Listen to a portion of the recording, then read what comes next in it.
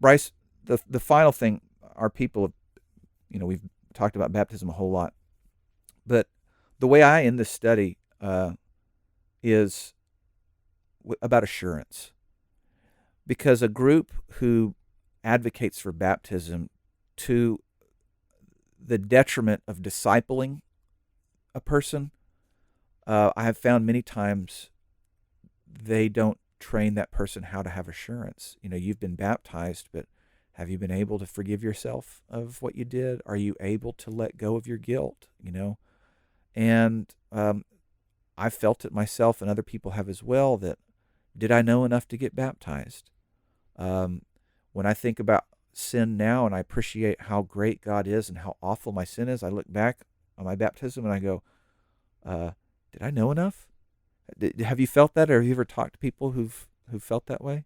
100%. That's something that is really common when you talk about people, especially that grew up in the church, that you grew up and from as soon as you can understand what words are, you got to be baptized to be saved.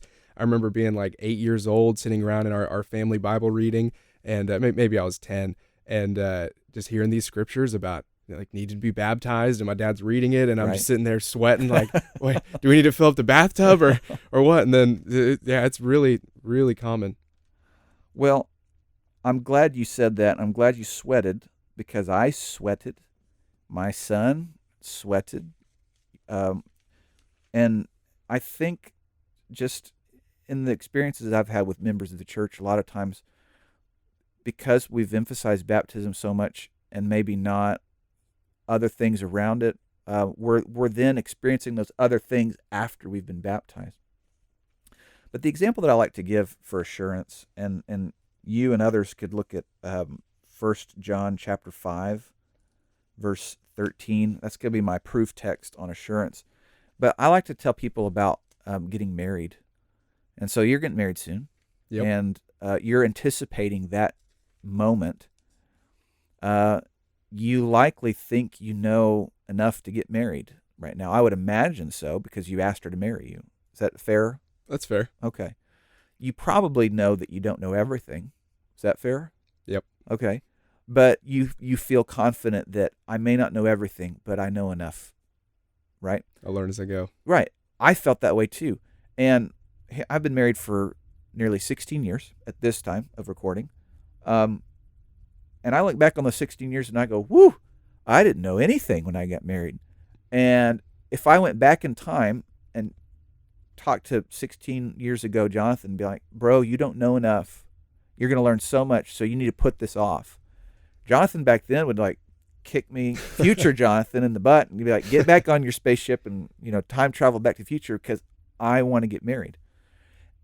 I think it's a great parallel for baptism, where we know enough and we've been convinced, whether we learned about how awful sin was or not, we knew enough to know we needed to be saved and we wanted to be baptized. And from that daily journey onwards, we learn more and more and more. And I imagine, I'm 37. I imagine when I'm 137, if God were to grant me that long life, and I don't think I'll be here that long, but I bet at 137, I'd look back and say, I still don't know enough yet. Don't you think? Absolutely. Will you read 1 John 5, verse 13 for me? It says, "These things I have written to you who believe in the name of the Son of God, that you may know that you have eternal life, and that you may continue to believe in the name of the Son of God." Yeah, I've written these things that you may know, not that you may think or that you may hope or that maybe, but that you may know you have eternal life. And so for our brethren who, again, we've spent a long time focusing on baptism to the detriment of the other things in our spiritual walk, we can take a deep breath. We can say, I didn't know everything, but I knew enough, and now I'm going to learn a little bit more day by day.